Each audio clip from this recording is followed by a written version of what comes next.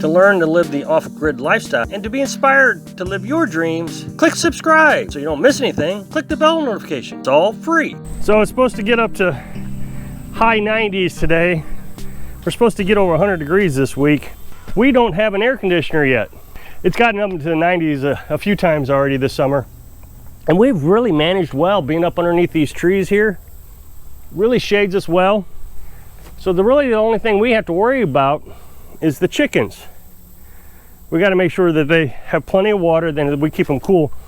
Specifically the meat chickens, they will struggle the most. And so I just go down there and I bathe them down about midday, and then I go down and check on them later in the evening just to make sure they're okay. At night, we used to put the littles into the camper, and the camper gets extremely hot. So I would run the air conditioner. We got the air conditioner down in the camper. We had to have an air conditioner last year because the camper got so darn hot. We weren't underneath the shade trees. So now we're putting Frenchie in the camper. So last night I ran the air conditioner for him. Of course I got to run it off the generator at nighttime. And I give him just enough time for the camper to cool down, and then I can shut it off. So an hour at most. And that'll keep him comfortable throughout the night. So we're working out this summer thing pretty good. Winter time, I think we've got pretty much nailed down. The biggest problem we had last year was with our water. The plumbing froze, and we got all that worked out now. Even if it freezes, we got backup plans to our backup plans. So I'm going to fill up the water tank and make sure the chickens got water. Trying to do it with one hand is a challenge because I'm holding the camera with the other hand.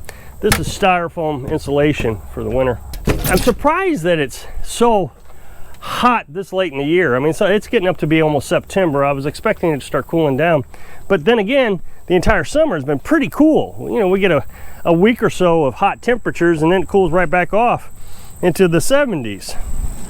I remember it was like mid-July, and the temperature got down to 59 degrees one night. That's weird. I heard a while back, I don't know, 15 years ago, China built a big dam, huge dam, and it held back so much water that scientists think that it tilted the axis, which would throw our seasons off if you think about it, because the axis, the wobble of the earth, controls the seasons. Well, if they've tilted it, it would seem to me that the seasons are now extended out or goofed up a little bit.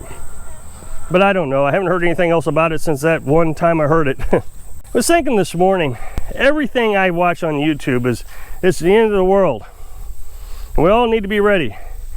Aliens, and I mean, there are actually news programs now dedicated to alien UFOs, and it's just endless. Anything they can do to scare us. So I've been thinking about all the times that I've been scared in my life. And one of the times that I was probably 8 or 9 years old. And my mom and dad owned a bakery.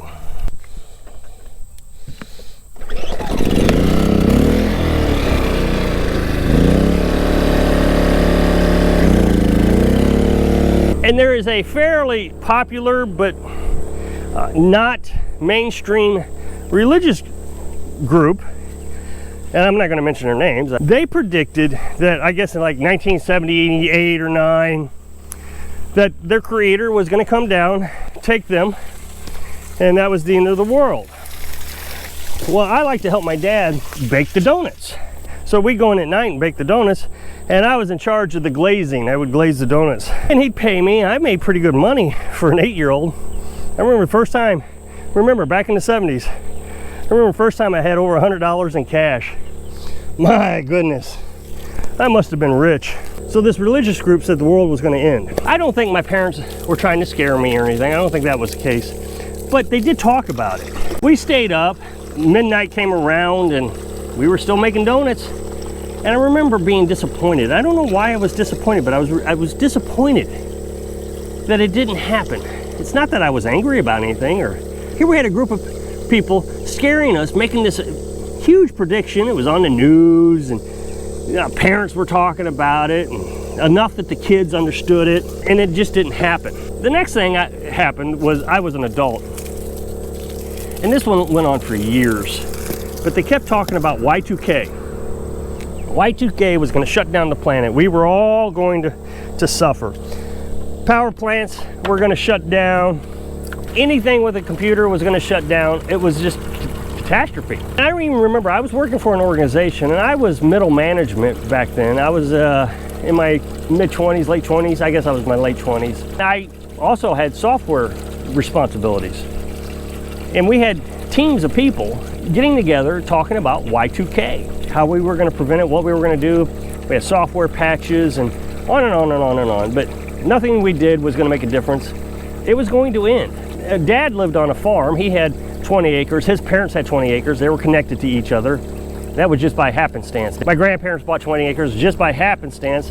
The neighbor offered 20 acres to my dad, so in total they had 40 acres. They had planned on, you know, what's going to happen if Y2K hits, and they had all kinds of contingency plans and arguments. I remember Grandpa said, well, just get a generator. And Dad's like, what is a generator going to do? There's no gas. They talked about how they could make wind power and just all kinds of things. And it was just constant discussion. It was always a topic of conversation for years. How many years? 2, 3 years? Computers just were not going to flip over to 0, 0. So I remember staying up that night too. I was in Iowa. Of course, Dad was down in Missouri. My plan was to try to make my way down to Missouri if something happened. And I stayed up late in case it did happen. I had my tank full of gas with 2 5-gallon jugs of gas, just in case for some reason I got held up. I had to make a detour or something, because of course there's not going to be any gas anywhere. So, and from Iowa to Missouri, it wasn't that big of a trip. And of course you had the contingency plans, you had firearms stocked up in the trunk of the car, and the whole media had us scared to death on that. And so my plan was to come down and stay with Dad. We were all going to generate electricity. We were going to survive. Well, it didn't happen again. And here I am, an adult now, and I was kind of disappointed again. We had this big plan, all ready for the big deal. Nothing happened. But we don't really talk about the events that do happen. Hurricanes and wildfires. Oh, they make the nightly news and then just as quickly forgotten about. Hurricane Katrina down in Louisiana. I mean, that was a catastrophe. And nobody was prepared for that right there on the coast. I watch these prepping channels. I don't know how I got turned on to them. They aggravate the heck out of me. They just fear, fear, fear. But I watch them. They're always telling you, making a prediction that something's going to happen on this day. And so the next big prediction is October. Inflation's going to go through the roof. There's not going to be any food. You're not going to be able to buy food. Prep now. There's going to be lockdowns in place. And if you don't have this or have that, you don't have your papers, you're going to not be able to go to the grocery store or go to movie theaters or just whatever. And so we're all preparing again, because this is it. Just like back in the 70s, we were all going to meet our maker. So all this fear that I have experienced in my life got me to thinking, why was I disappointed when it didn't happen? But now that everybody's predicting that October is going to be the crisis of the millennia, how come I'm not trusting anything? Well, first of all, I guess because the first few times I was lied to. But this one actually seems to have some basis in reality. I suppose it could happen.